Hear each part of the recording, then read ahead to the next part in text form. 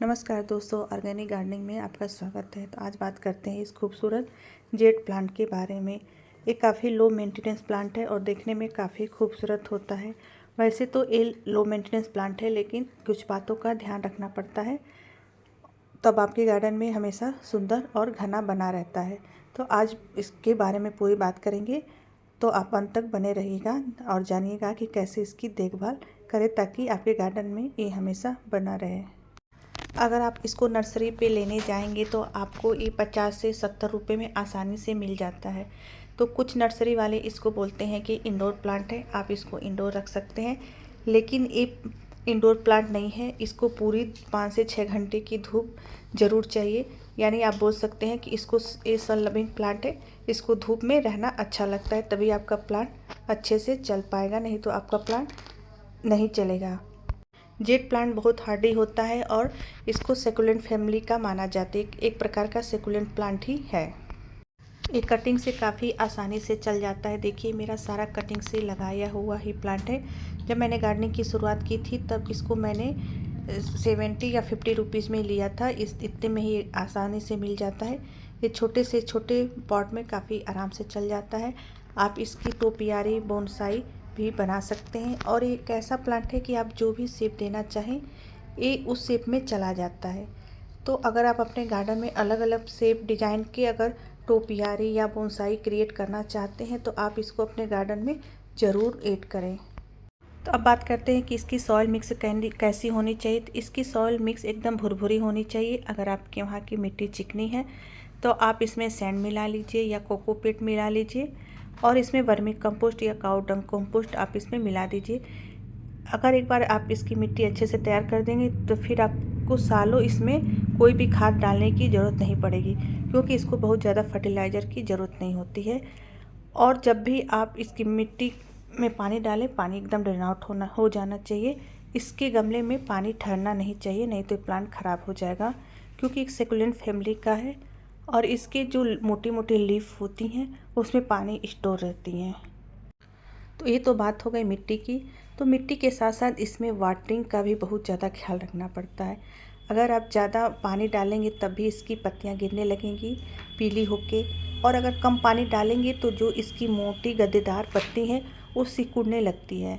तो अगर आपको लगे कि मेरे प्लांट में ऐसे दोनों प्रकार की दिक्कत है, तो अगर पीली होकर गिर रही है तो इसका मतलब है कि पानी ज़्यादा डाल रहे हैं, और अगर सिकुड़ के गिर रही है एकदम पतली होकर तो यानी आप पानी नहीं डाल रहे हैं। तो इसमें पानी का बहुत ज़्यादा ध्यान रखना पड़ता है।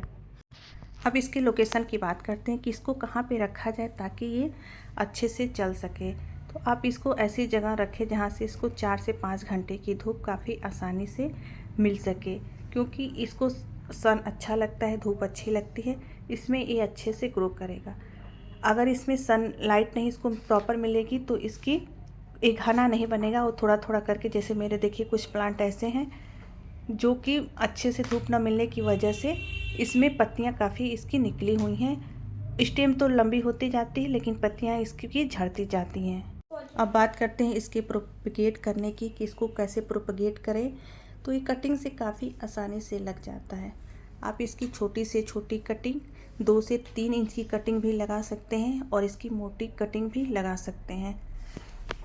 अगर आप जब भी अपने पौधे की कटाई छटाई करें तब आप इसकी कटिंग किसी भी वेल ड्रेन मिट्टी में आप इसको लगा दीजिए, काफ़ी आसानी से चल जाएगा। कटिंग जब भी लगाएं उसको सेमी शेड एरिया में या किसी बड़े प्लांट के बीच में रख दीजिए और उसमें पानी चेक करने के बाद ही दें, हमेशा पानी नहीं डालें, तब आपकी कटिंग काफ़ी आसानी से चल जाएगी। तो देखिए आज मैं अपने बहुत सारे प्लांट की कटिंग करके इसको एक बोनसाई या टोपियारी कह सकते हैं उसका लुक देने जा रहे हैं। तो एक ये ऐसा प्लांट है जिसको आप कोई भी शेप दे सकते हैं, और इसको घना बनाने का एक रूल ये है कि आप जितनी इसकी पिंचिंग और कटिंग करेंगे प्लांट उतना ही घना बनेगा। देखिए मेरे पास इतनी सारी कटिंग लग गई है और ये छोटे से छोटे पॉट में भी काफ़ी आराम से चल सकता है। देखिए मेरा छोटे से पॉट में कम से कम 3 साल से लगा हुआ है। तो ये सारी मैंने कटिंग से तैयार की हुई। तो आज मैं सारा इन सब की कटिंग करूँगी और जितनी भी कटिंग निकलेंगे मैं इन सबको लगा दूँगी ताकि मेरे पास और भी प्लांट बन सकें। ये काफ़ी लो मेंटेनेंस प्लांट है, आप इसको अपने गार्डन में ज़रूर ऐड करें।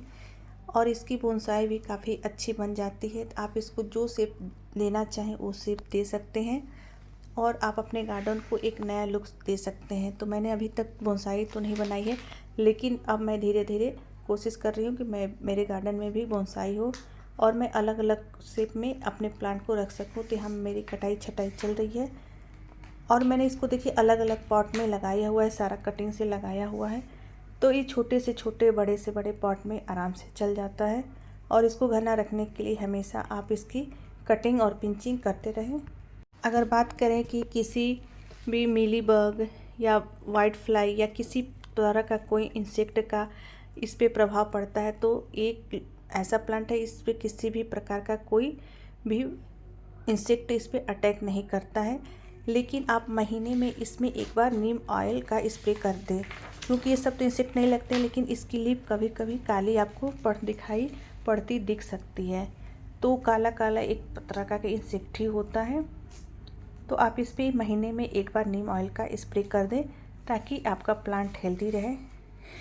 और इसको बहुत ज़्यादा खाद की ज़रूरत नहीं पड़ती है, लेकिन अगर इसकी पत्ती को शाइनिंग रखना चाहते हैं तो आप इसको सीवीड फर्टिलाइज़र, लिक्विड फर्टिलाइज़र का या एप्सम सॉल्ट, दोनों को मतलब महीने में एक एक बार करके स्प्रे कर सकते हैं। कभी एप्सम सॉल्ट का कर दिया, कभी सीवीड का कर दिया। तो इससे क्या होता है कि इसकी पत्तियां जो है वो चमकदार बनी रहती है। इसकी मिट्टी तो अगर अच्छे से तैयार कर दी है तो फिर इसको बार बार खाद देने की ज़रूरत नहीं पड़ेगी। अब बात करें इसकी बोनसाई बनाने की, तो इसकी बोनसाई अपने प्लांट को ध्यान में रख के उसका शेप दे सकते हैं, क्योंकि हर प्लांट की ब्रांचेज अलग अलग तरह से निकली होती हैं और उसकी ग्रोथ भी अलग अलग होती है। तो उसी को ध्यान में रख के आप कोई शेप दे सकते हैं। बहुत सारे लोग इसको हार्ट शेप में या पिकॉक शेप में या आप जैसे चाहे वैसा शेप इसको दे सकते हैं। बस आपको ध्यान ये रखना है कि आपको अपने प्लांट को ध्यान से देखना है और ब्रांच को देख के इसकी कटाई छटाई करनी है।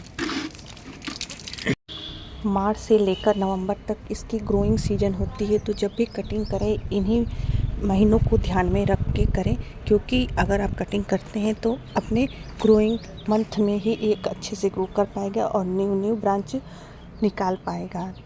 अगर इसका डोरमेंसी पीरियड ठंड में आता है तो ठंड में इसमें बिल्कुल भी कटाई छटाई इसकी ना करें, क्योंकि ये ऑर्नामेंटल प्लांट है, यानी कि सालों साल चलने वाला प्लांट है। तो जो भी प्लांट सालों साल चलते हैं तो जो ठंड का मौसम होता है उनका डोरमेंसी पीरियड शुरू होता है, यानी कि रेस्ट करने का शुरू होता है। वो थोड़ा रेस्ट करते हैं, फिर जैसे कि गर्मी स्टार्ट होती है यानी फरवरी या मार्च, जैसा आपके वहाँ का मौसम हो उसी हिसाब से ग्रो करना शुरू कर देता है। और इस प्लांट को जब तक ये घना नहीं रहेगा तब तक ये प्लांट देखने में सुंदर नहीं लगेगा। तो घना बनाने का यही है कि आप टाइम टू टाइम इसकी ऊपर से प्रूनिंग करते रहें। जितना ही प्रूनिंग होता है वहाँ से न्यू ब्रांच निकलती रहेंगी और आपका प्लांट घना बना रहेगा। तो यहाँ मैंने अपनी देखिए प्लांट की कटाई छटाई करके इसको अलग अलग शेप देना शुरू कर दिया है। मैंने बहुत महीनों से इसमें बिल्कुल भी कोई भी काम नहीं किया था, क्योंकि जब आपके पास प्लांट बहुत ज़्यादा हो जाते हैं तो थोड़ा ध्यान देना मुश्किल हो जाता है। चूँकि ये लो मेंटेनेंस प्लांट है तो इस पर वैसे ही आदमी कम ध्यान देता है, लेकिन अगर आप इसको अच्छा लुक देना चाहते हैं तो इस पर बिल्कुल ध्यान दीजिए। बहुत मत दीजिए, थोड़ा से ही दीजिए, लेकिन ज़रूर दीजिए ताकि ये सुंदर हमेशा दिखता रहे। अगर आप बहुत ज़्यादा व्यस्त रहते हैं या ऑफिस जाते हैं और आपको गार्डनिंग की शौक़ है, बहुत ज़्यादा अपने प्लांट को टाइम नहीं देना चाहते हैं, तो आप इस प्लांट को ज़रूर अपने गार्डन में ऐड करें। वेरी लो मेंटेनेंस प्लांट है और न के बराबर इसकी देखभाल करनी पड़ती है, लेकिन थोड़ी तो करनी ही पड़ती है। तो देखिए ये मेरा पॉट फट गया है, तो अब मैं इसकी कटिंग करके इसको न्यू पॉट में लगा दूँगी।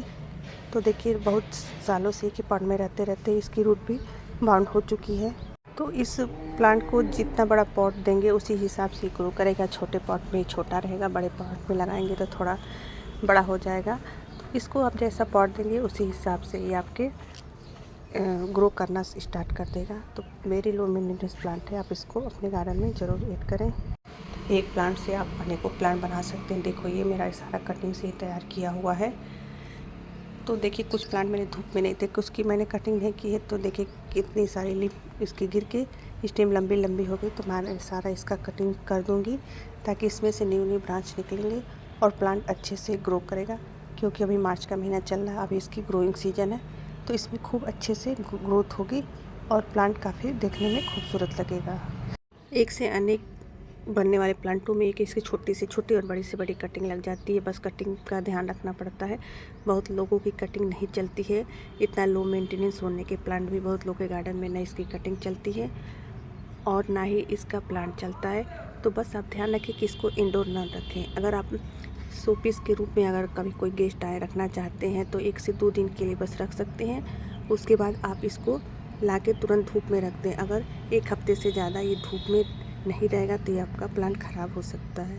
देखिए मैंने कटिंग लगा रही है। तो ये रही मेरी छोटी सी जानकारी जेड के ऊपर। तो इस तरह आप भी अपने जेड प्लांट का ख्याल रखें ताकि सालों साल यानी लाइफ टाइम आपके गार्डन में ये बना रहे।